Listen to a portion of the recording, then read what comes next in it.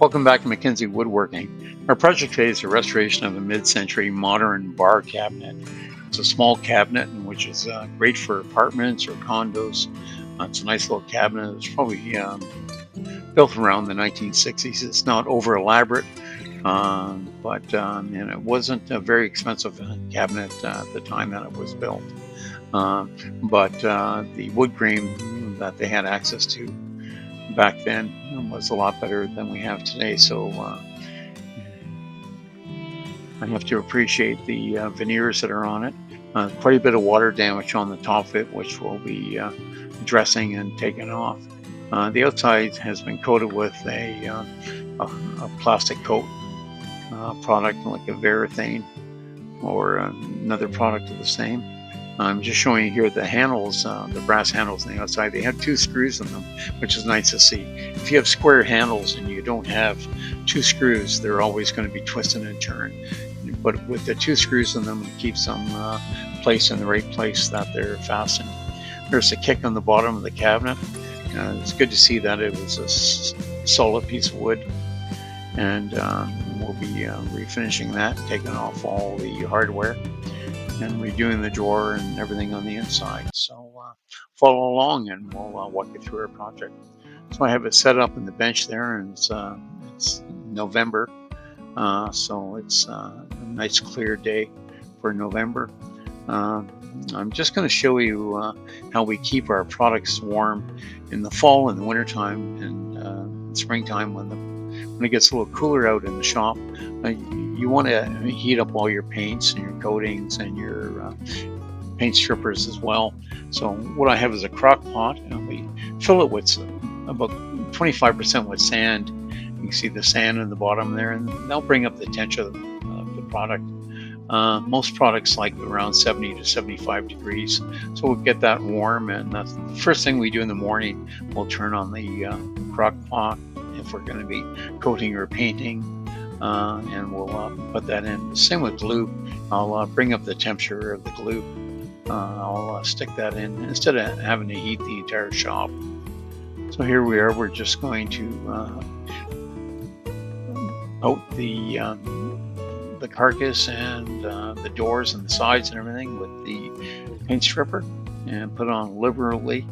I like to use a chip brush or a fiber brush, and I'll give this two coats. I'll let this rest for about 20 minutes and then give it a wipe off, and then we'll go to scraping it. We don't try to go right down to the very bottom of it. We'll take it off in a couple of different coats. And I found after I took off the first coat that underneath that they did have a shellac base. They didn't bother stripping it off, so we'll be taking off you can see it there. And what I like to do is use scrapers, and we'll scrape it all off. And what I use is industrial blade scrapers that they use for scraping floors. That works good for this. Just toss them away when they get dull. They're always sharp, and you can get a nice clean edge. And after that, we hand sand everything. I don't use mechanical sanders on veneers. You don't know how thin or thick they are. You could do a lot of damage with a electrical sander. So I like to use hand sanders. The block sander I was using was a automotive block, and I have a 220 there.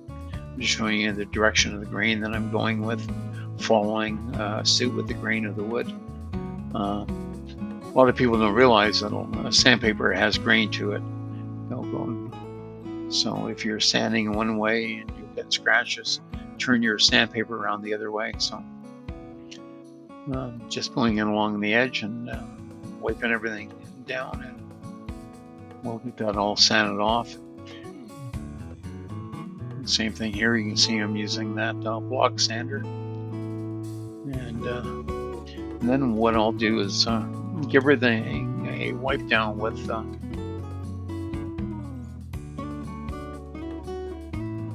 coats there with alcohol, and this will show you the areas that you've missed, like there. And like I said, because this was coated on the underneath, once we got the plastic top coat off of it underneath, you can see that it was originally had shellac on it, and you can tell that by using alcohol or methyl hydrate, and it'll soften it up. And then we'll just scrape that off, and we'll keep on scraping and sanding this until we can't see any of the flat areas whenever we wipe off. You want to get all that off. They'll stop here. If you don't get the shellac off, it'll stop the stain from penetrating. You can see there it softens up quite easy with the alcohol, and we'll just scrape that right off.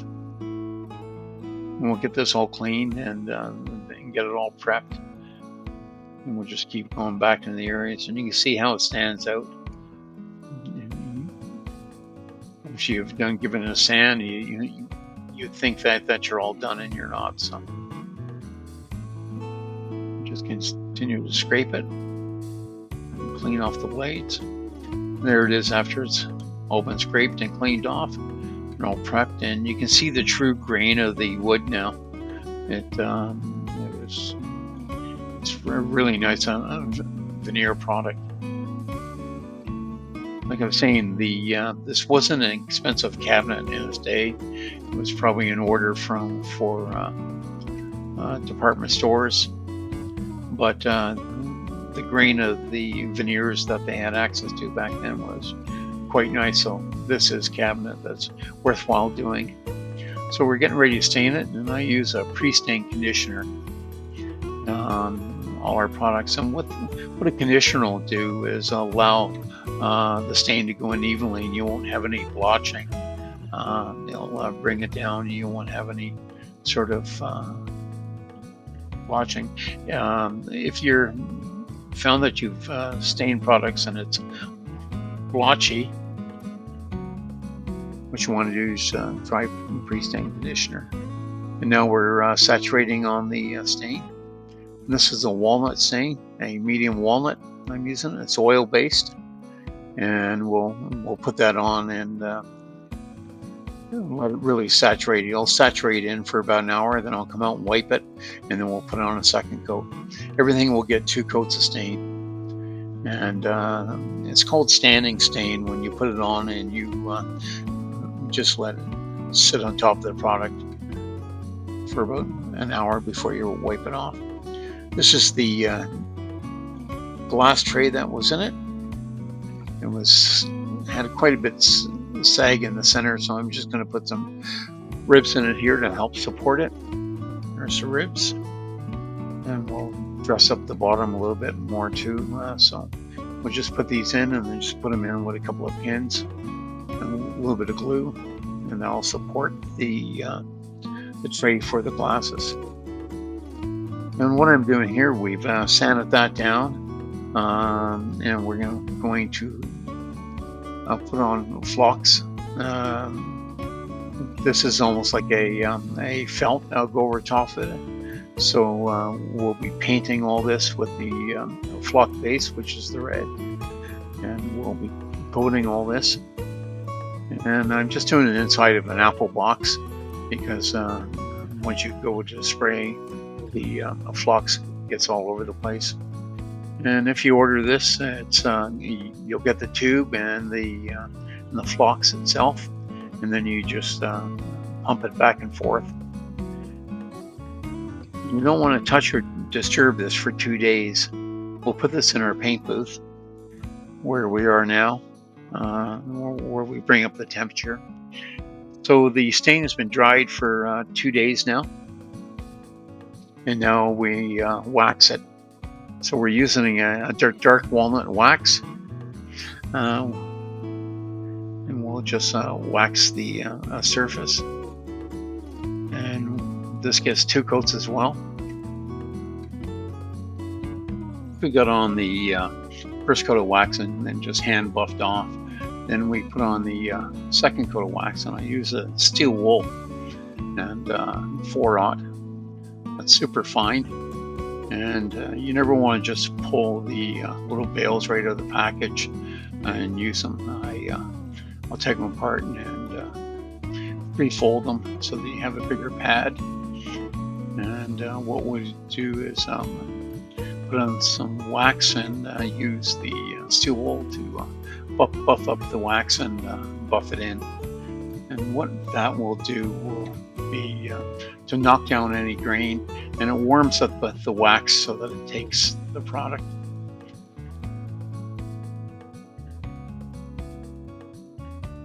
And I'll be doing the entire area until the wax disappears. And this will bring up the shine on it.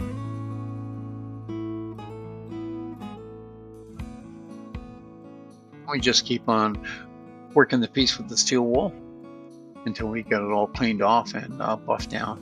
You can see the sheen there. It gives it a really nice sheen. And if you're doing this, it's always good. I like to buff them after I've used the steel wool. And what I'm showing you there, if you have anybody that's a curler, that's the end of a curling broom. And I actually have a round commercial brush that I use here. You want a natural bristle brush, and this will give you a nice semi-gloss polish. So after we've knocked down the second coat of wax with steel wool, I'll use a polisher, and we'll polish all this. If you remember growing up in the old days with the wooden floors, they always had these floor buffers and stuff. So that's what we're actually doing, is we're buffing up the glaze of the wax. And we'll do this on all the doors and the top and the rest of the carcass. And this will warm up the wax and really give it a nice sheen and give it a hard coat. If you're planning on using one of these, you have to make sure that you get one that's a natural bristle, not synthetic, where it'll actually leave little scratches in it. This is designed for buffing furniture. You can see now the shine on it. Let's see if I can turn it a bit to get it to shine for you. There it is. There you can see across the table. It really gives you a beautiful old world look on the veneers, the furniture. Same thing here. We'll buff down the side of the cabinet, and after that we'll buff the entire piece of the furniture. So here I am. I'm putting everything back together. Here's the tray for the glasses, and what we're going to do is put a piece of mirror in the bottom of it. And I like to recycle things. Here's an old door that came off of a trailer that we're redoing. It had a piece of mirror in it, so I popped the mirror out, and we'll chop up that mirror, cut it up to fit the bottom of the cabinet. And this is where the drink bottles will be going, so we're just making some marks. We'll score that and cut that down in size to the bottom. And what I like to do is I'll just take a piece of sandpaper and sand the edges a bit and knock off the corners. And we'll just fit it in to make sure it fits. It's nice and tight in there. So here's the finished cabinet. It's all been stained and repaired where it needed repair. Here's the inside of the top. I hope you've enjoyed watching this. If you have, please subscribe and pass it on to your friends. We enjoy doing these projects, and I hope you enjoyed what we brought to you. There's the little tray that's on top.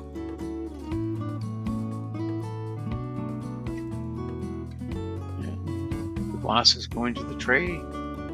And the bottom has the mirror in it, which gives you a nice reflection on the bottom of the bottles. took the sizes of this because it's a really nice little drink bar cabinet. So hope you enjoyed this video.